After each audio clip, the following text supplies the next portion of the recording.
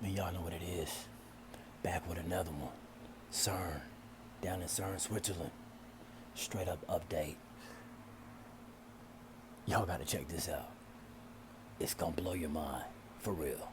Holla at your boy. Cern is an acronym that translates to European Council for Nuclear Research, but has since moved on to studying particle physics.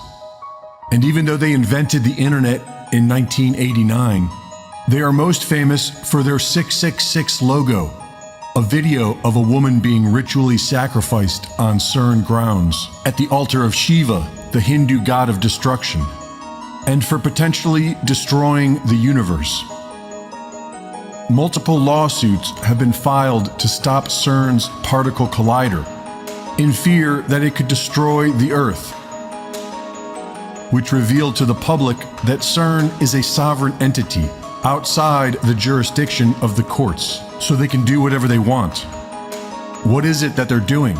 It has to do with high-velocity counter-rotational spin, which was first documented in Nazi Germany's most secret program, Die Glock, the bell.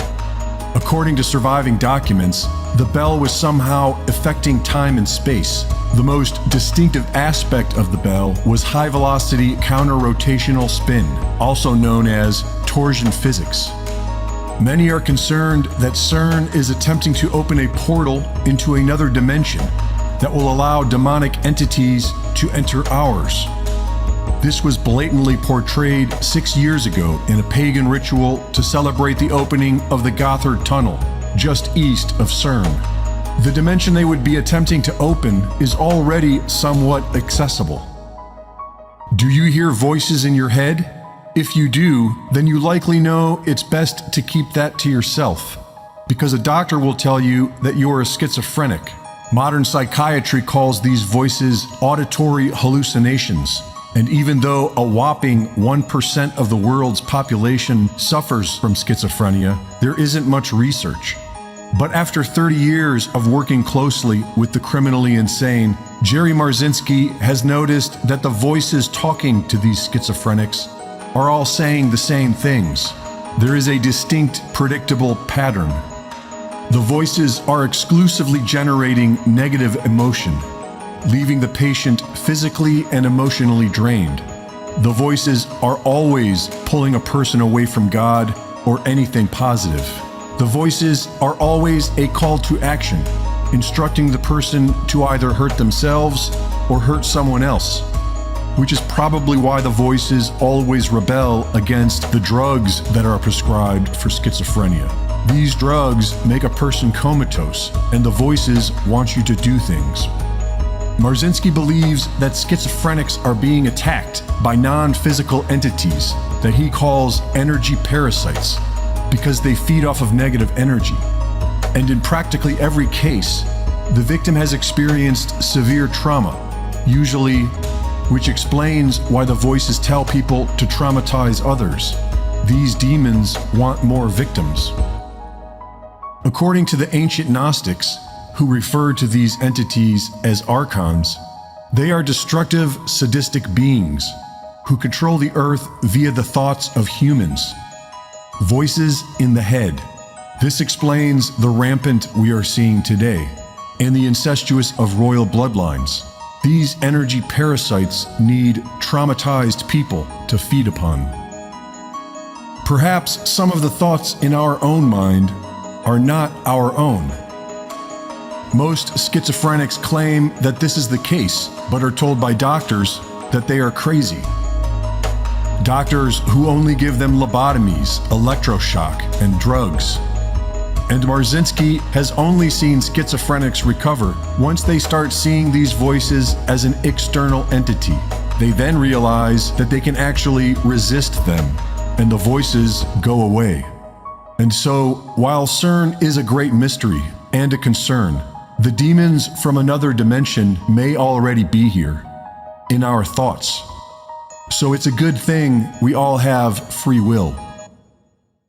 Well, that's what psychiatry says. That's what the psychiatric mafia said. And twice I've been pulled up on the carpet for asking schizophrenics what their voices were telling them.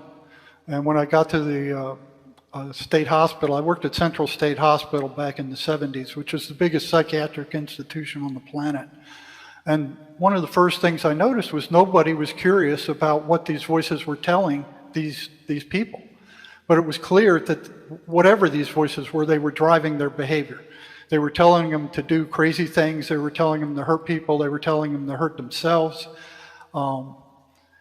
And nothing in school prepared me for this. In school they said, oh yeah, they're hallucinations. That's what, and I was thinking, okay, if they're hallucinations, they're like word salad. You're not going to be able to make anything out of them. Until I saw patients walking around, arguing with them and carrying on conversations with them. So these were full-length conversations. They were, they weren't piecemeal. They weren't scattered all over the place. It was like listening to somebody talk to somebody else on the telephone, where you can hear one half of the conversations. What I found out was that the voices weren't hallucinations. That they ran specific patterns, and they ran these same patterns in all institutions, several of them, emergency rooms, mental health centers, psych hospitals, private psych hospitals, and to get to those. I have a bunch of stuff here, but I know you want to get to and on there. I found out that they were consistently negative. They weren't random.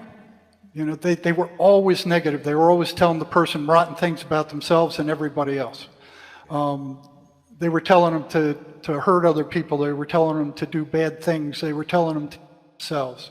So this was a constant trait. They were consistently negative. They never said anything positive, and if they did, it was only to trip the guy up and get him to do something bad later.